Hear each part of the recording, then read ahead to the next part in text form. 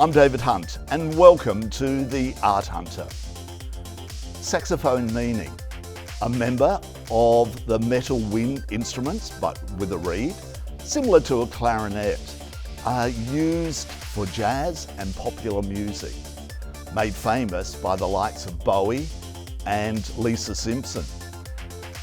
It's one of those instruments that you never forget. The sound of it is magic.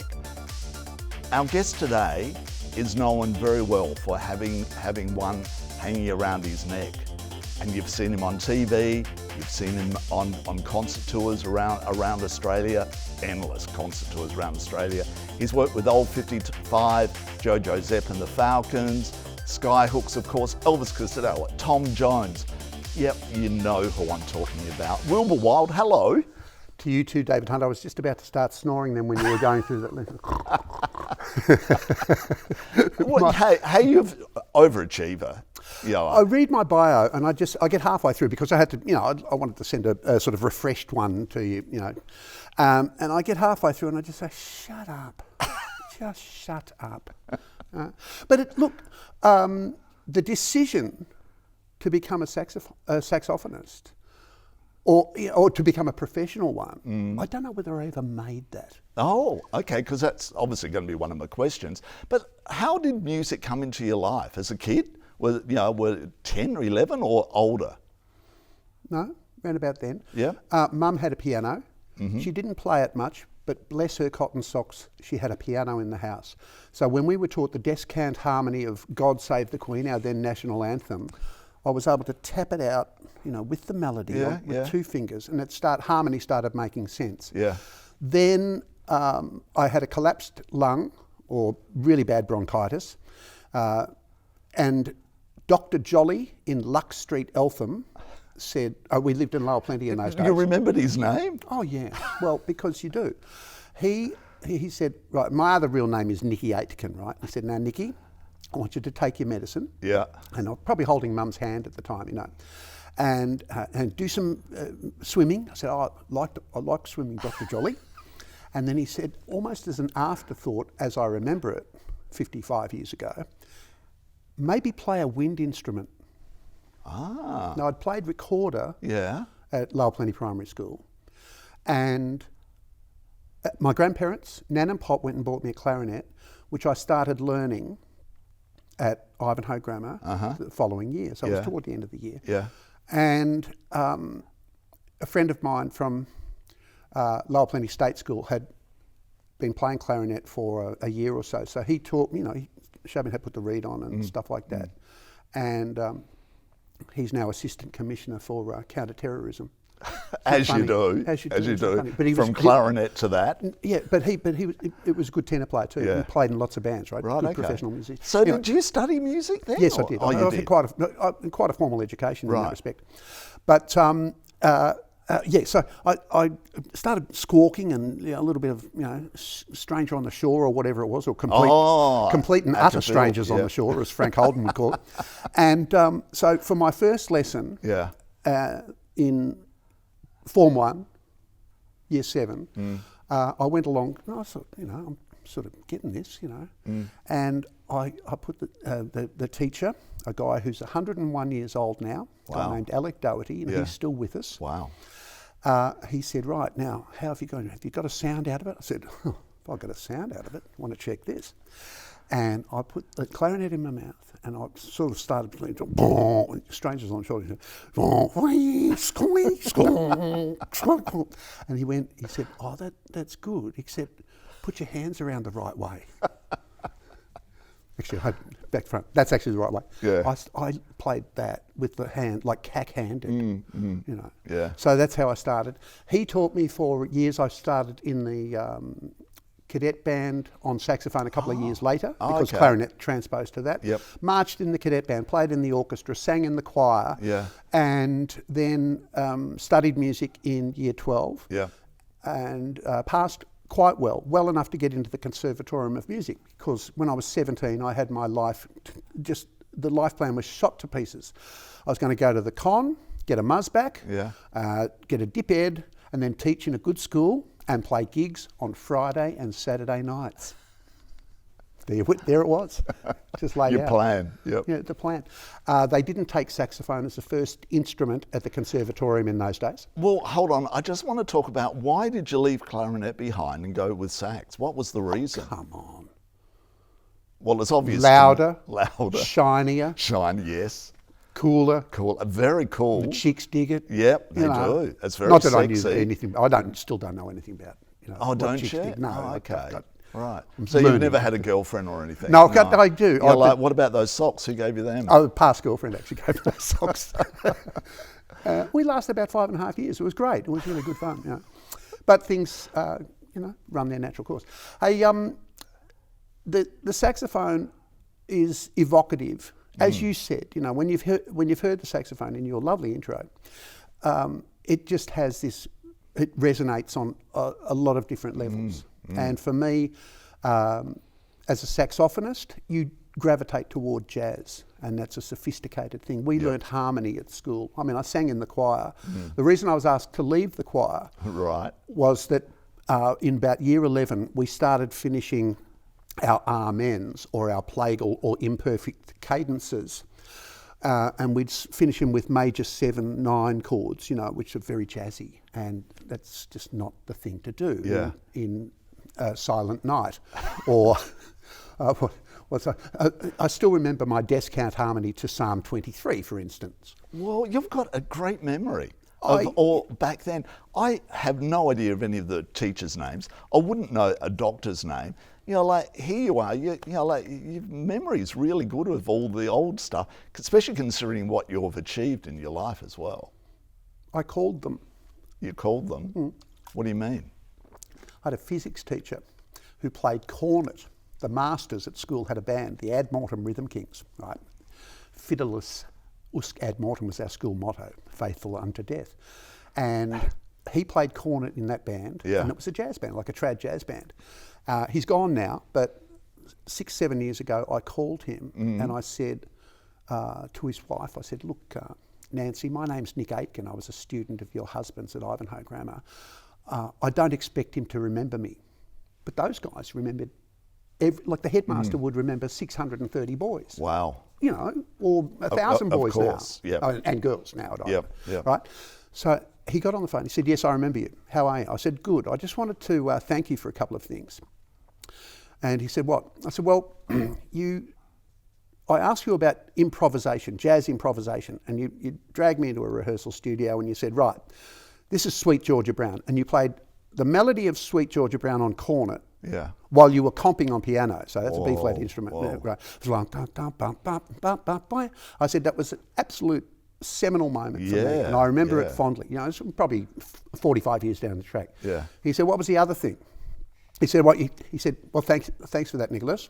What was the other thing? I said, well, we were in physics class one time charging PVC rods. You'd wipe the PVC rod with, and it was like a static electricity thing, and you pick up bits of paper and then you'd earth it. He said, well, yes, I remember that. And I said, well, I asked you, I asked, what would happen, sir, if everybody in the world simultaneously charged and then discharged a PVC rod?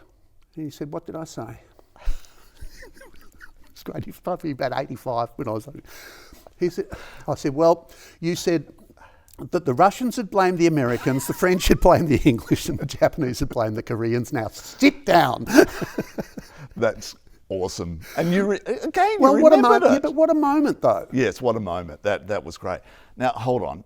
I'm going back a little bit. I've called a couple of those guys. Right. Okay. You kept in contact.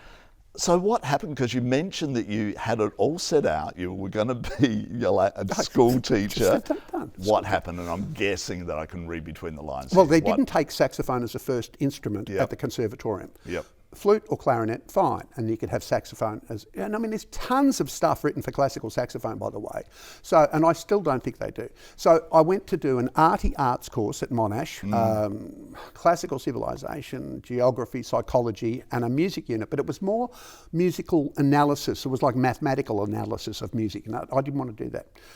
Over the holidays, and I'd practiced a lot for year 12 exams on saxophone, and over the holidays, you're just having fun, and by the time I got to Monash, I don't think I'd played much at all, and the band, we had a school band, but we weren't doing many gigs. And I lived in halls of residence, and I fetched my alto saxophone and took it back to halls. And really, and I feel this way every day I open the case, by the way. Wow. I opened the case, Yeah. and I went, I've got goosebumps. I said, hello, old friend. Wow. And I put the horn in my mouth and started playing. I would have played for about 4 hours. Yeah. Somebody heard me, maybe not on that first day, but somebody heard, and they knocked on my door and said, hey, we need a saxophone player for the hall review or whatever it is. And I said, yeah, okay, right, And it was this Greek guy who played piano. He was quite good. And I was like, this is great. And we do the review, and I think, this is fun. Then he made a record in Clarion Studios in South Melbourne. That was my first recording session, and it was kind of cool. He had a couple of original songs, and we rehearsed them. And tell you who was there: Lindsay and Chrissy Hammond, who went on to become Cheetah. They sang on that album. Okay. And a couple of other people. Right. And then I dropped out of university because I felt I was wasting my time. About 6 months into my first year, 1973 at Monash, I did actually take out the Monash University Billiards Championship. Oh, of course you did. Yeah, my academic claim to fame. Yeah, that was my next question. I was. No, thanks to revisit.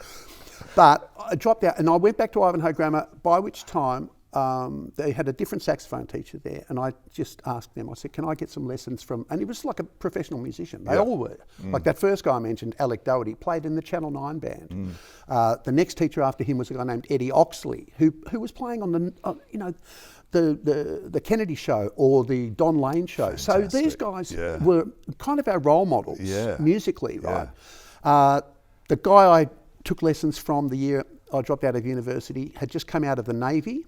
I'd been in the Navy for 9 years and had played in the Hair band at the Metro, when Hair was on at the Metro. Yeah. In 1971, I think, Marsha came out. Yeah. Right. So Pete Bowers and I, and after about 3 weeks of lessons, he said, man, look, I know this guy who wants 2 saxophone players in his band. You're playing, no practice like out in the centre. Yeah. So with Pete taking me under his arm, under his wing, off we went. And the first gigs we played were at the Rosebud pub in the public bar. I was still 17, driving down the Nepean Highway in Pete's 1969 Corolla, and we just stay in the middle lane. It had 2 lanes in those days, 3 lanes. It had the southbound, the northbound, and what they call the overtaken lane, or also known as the suicide lane. Yeah. So Pete would just drive straight down there, and we played, and there was great music. It was like rock and roll. Yeah. I'm just trying to think of some of the tunes we played, like the Big Bopper, Chantilly Lace, and things like that. And it was, and there were chicks dancing, people dancing, having a great time. It was seductive. And so then you realised that was what you wanted. Until I found something else. What was that? I thought this is good, let's do this now. Oh, for now. Now. But you never found anything else? Well, I found lots of other different, things like that accompany that, like, theatre and TV and radio. Yeah, But it all stemmed. Live performance. Yeah. That's it. I didn't, not that you know it at the time either. No. You just think, this is great, let's just do this for a while. Yeah. And I reckon I was 17 then, I was 27. I woke up one morning and I went, oh, shit, I'm a saxophone player. What? How did that happen? And by 27, who were you playing with? Who had you played with? I was 27, that's 1970, no, what is it? Hang on. 1982. Right, yep. So well and truly in the band world. Old 55? Old 55, 1975 through to about mid-77, yes. Yeah.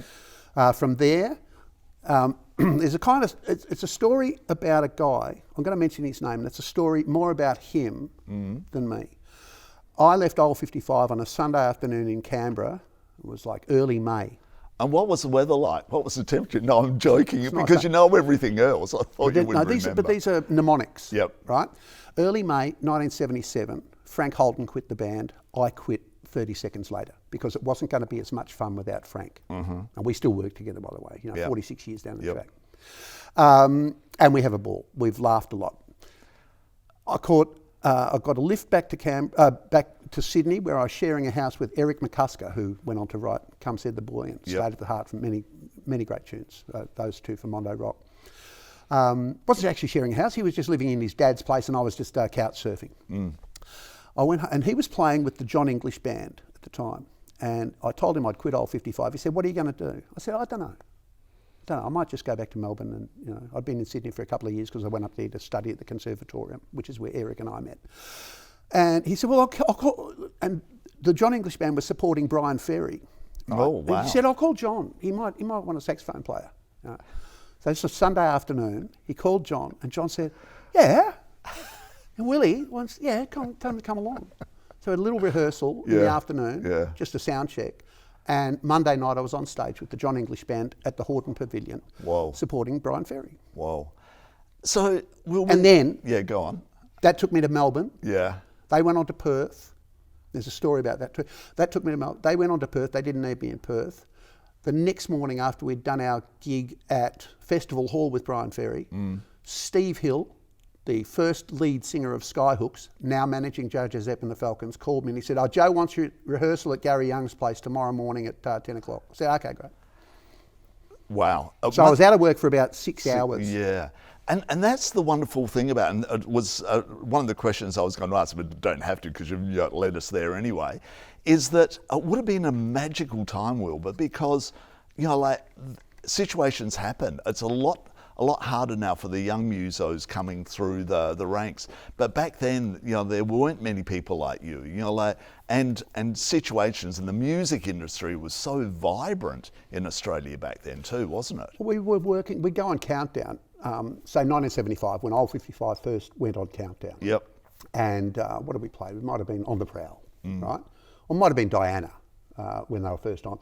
I didn't play on Diana, but I could mind the saxophone parts. On the strength of one appearance on Countdown, you could tour the East Coast for 6 weeks. Yep. And then we had Donnie Sutherland's Sounds Unlimited. We had Lee Simon doing Night Moves. Classy Lee Simon, and other stuff. Right, and we would work 6 or 7 nights a week for not a lot of money, but enough to get by on, and enough to stimulate you, and the creative juices must have been flowing. I joined Old 55 because I heard a radio ad on what was then 2JJ. It was probably like Holger Brockman or Chris Winter. 50s revival band. Old 55 requires saxophone player. Rock up to East Ride RSL if you're interested. And I was the only bloke that turned up. And Frank Holden in those days was a chartered accountant with Price Waterhouse. So he's rocked into the dressing room, like in a suit, with a briefcase. And of course, a half an hour, a gold lame suit and a quarter of a tub of Brill cream later, the transformation was manifest. It looked like so much fun. The guitar players were okay, the harmonies were good. They were, you didn't join a band because you thought you were going to be famous. They weren't. No, nobody heard of them. They had a record deal with Mushroom because Glenn A. Baker had pestered Michael Gudinski. They were old mates from somewhere. Right? And the first single did nothing. But what grew from that was this ridiculous thing. Take It Greasy sold, 250,000 copies, and we toured with the Skyhooks, and we were on the telly, and that happens. As I didn't do it because I thought that was going to happen. You don't know. But the good thing, Wilbur, about the bands that you were involved in, Old 55 and Jo Zep, they were very, credible, weren't they? They were, real musos bands, weren't they? They weren't a little, a teen band. Well, that was part of the attraction for me. These guys could play. And the Falcons, I must have, sat in with them or something because Steve had my number and Joe, with the 2 saxophone thing. That was a great thing. It was a great connection with Camilleri, which still is today. I was only on the phone with him during the week, just doing a mental health check. He's still mental, which is good. So, well, that's important. That's right. So, but they could play. The Falcons were a great band. I've got desk tapes of when we toured the States. We went round. The Shape I'm In and Hit and Run took us around the world. right? We went to London and we played the Montreux Festival, and we came back to the Paradiso, and we still laugh about the Paradiso in Amsterdam because, you know, we're used to this fantastic reaction of, you know, the tough R&B and then a little bit of reggae, the shape I'm in, the two saxophone things, and we did that in the Paradiso. You just... And Joe was really annoyed, you know, but somebody came back and they said, no, man, look, they're digging it like mad, but they're just stoned, all right, you know. So, you know. Amsterdam, of course. That's right. And then we went to the United States of America. I've got, as I say, a desk tape of some concerts we did in the States. They were all like live-to-air radio, like FM radio, like networked. You know, like one from Cincinnati, Ohio, where it just went, you know, all over the South and, you know, around. And the band sounds mighty, you know. That's 1980, okay? You know, why it sounded mighty is that you're playing 6 and 7 nights a week. Of course, of course. And you get your chance to try your material out, and if the punters don't like it, out it goes.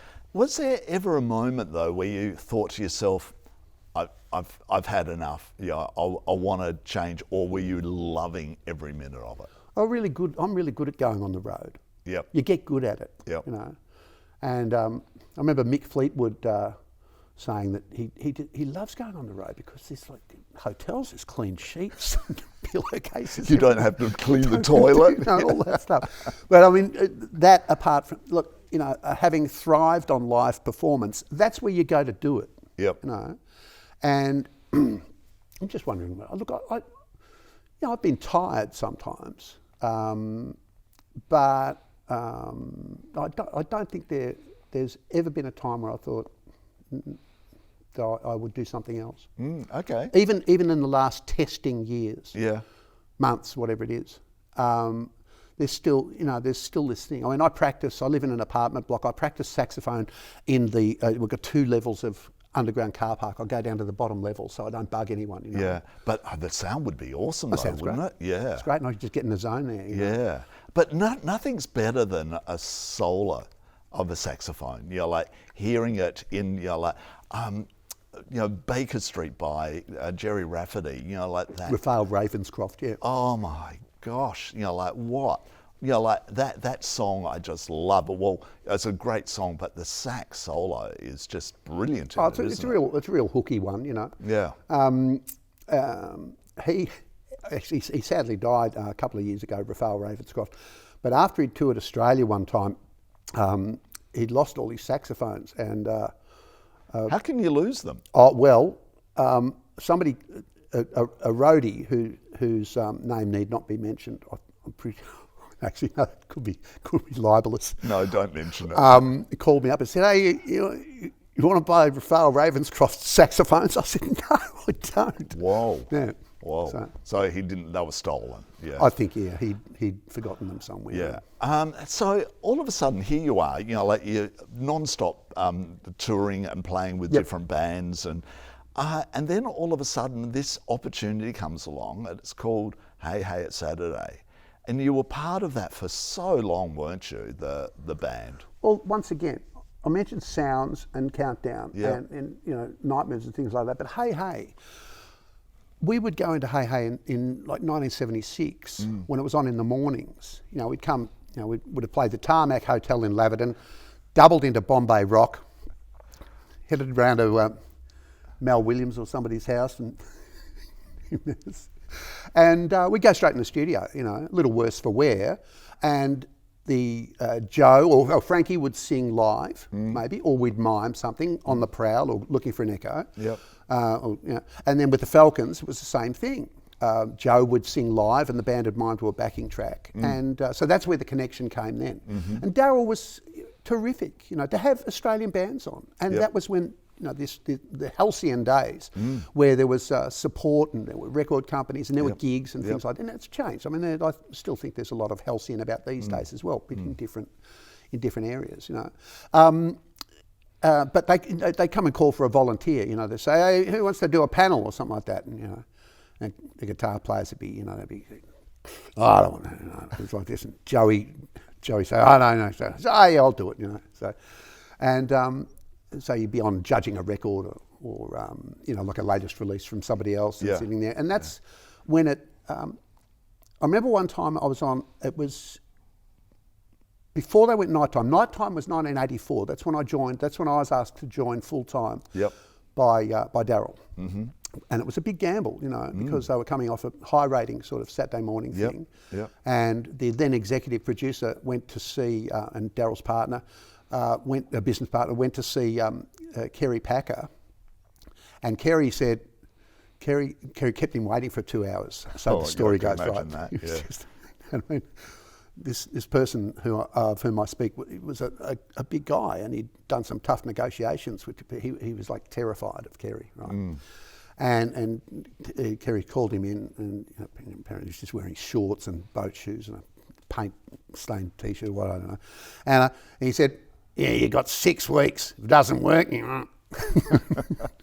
And it worked. Yeah. Yeah. And I used to go out there because I worked for record companies, and I'd have a lot of bands that we'd have, international bands and local bands. The vibe was fabulous, wasn't it? You know, like we would be out there in the early afternoon or late morning for rehearsals, and then you know, like the live audience, and you know, like the show band and everything going on, and the talent was brilliant that was on the show as well. You must have loved it. It must have been so much fun being part of Hey Hey. Well, rocking in there on Saturday afternoons was fantastic. Right, we'd do the rehearsal, a couple of band numbers or whatever it was, whoever we were backing, a few play-offs and play-ons, get that shot to pieces. Then a quick coffee and a little bit of a sit around in our dressing room. Russell Gilbert, Red Simons, John Blackman, Ernie Carroll. We had a room to ourselves where we got a lot of stuff off our chest before we actually did the show.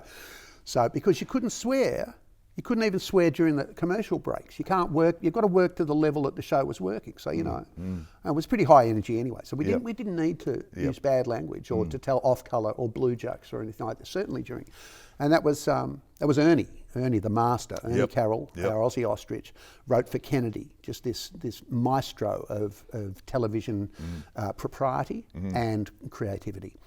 So that was great learning on the job from him. He was one of those guys. All right, let's talk about doing theatre. You know, like, because all of a sudden you branched out into so, you know, like radio you do, and but you know, like, what was it like going on? You know, like on stage in a musical like the Rocky Horror? I didn't know anything. What do you mean? Well, I could sing the tunes. I could, you know, I could avoid the furniture. But when you have in our first Rocky cast, Gina Riley, who's just sensational. Yeah. Right. Glenn Butcher, who's such a funny physical actor and great singer. Craig McLachlan, who is a super guitar player and singer and can act. I mean, these guys, and in the chorus, these are the Phantoms, they called them, who are moving the set and things, you know. In the chorus, we had Michael Cormick, who'd just returned from Les Mis on the West End. It was the only gig he could get in Melbourne was being in our chorus. So we'd be out the front, you know, I'd be out the front singing I had 2 songs. And you'd hear the chorus background vocals. You go, jeez. So today, here we are. Yeah. And it's easy to say, oh, back in the old days, you know, like everything was bigger and better and whatever. You're involved in a project that you're giving opportunities to new artists. Yep. It's already on Channel 31 and... What's it called? Muso Stream. And... What's the name of the band? Well, there's one band that we shot recently who are just favourites of mine. I've seen them a couple of times, and we shot them recently for a little segment, like side sort of thing, or adjunctive program called Jazzland. Right. The Black Jesus Experience. Right. And I've seen the footage. Brilliant. I saw it on the night. And once again, there's nothing like live. Can I say that? That's the thing about it. I haven't said that before. You can have a CD. Yep. And it can sound great, you know. And you good speakers and you know, all the thing, and you know, you can, headphones or whatever you like, you know. Live is where it's at. Absolutely. There's just nothing like it. Yep. Yeah. And that's why it'll never go away. You know, and we'll find ways to do it. You know, I mean, okay, live streaming or something, but the musicians that came in that night and the singers, and they hadn't been playing live gigs, so this was a special frisson that accompanied that performance. So yeah. So check it out. Okay. And I mean, check it out. You check it out. Yeah. But the wonderful thing is that there is always going to be music. There's always going to be like new bands come along and all that. But the wonderful thing is what they can learn from you and listen to stories from people like yourselves, but also what you can learn from them with their new styles. I learn from my children. Yeah. I have two 18-year-olds who are very musical, and their 21-year-old brother. Yep. He is a gorgeous guitar player. And I learn not just a musical approach from them, but like life philosophy and things like that. Right. And apropos of learning from me, if you're asking me for advice about anything, you're in far worse trouble than you first thought. You know, really, because I don't know anything. No. Yeah, yes, you do. Well, put it this way, you've got lots of great stories. You might not know anything, but you've got some great stories. Yeah. I like storytelling because that's part of the thing, isn't it? Yeah. You know, the stories along the way. Yeah. It's all about the stories and the moments and the people that make an impression on you. Yeah. And I think that that's something of which I've become more and more aware. Yeah. In in my later years. Yeah. It's a part of a function of later life, isn't it? Yes, it is, but unfortunately, a lot of people don't appreciate it, and you're embracing it more and more all the time. So, Wilbur Wilde, you're an amazing man, amazing musician. I've seen you play live. Okay. You know you are. You're an amazing better. musician. Crap actor. I've seen you in rock. No, I'm joking. I'm joking. But what a wonderful interview. It's been a pleasure talking to you today. Likewise, David Hunt. Thanks very much for having me as a guest. My pleasure. You've been watching The Art Hunter, and yes, as he said, I'm David Hunt, and we'll see you again real soon.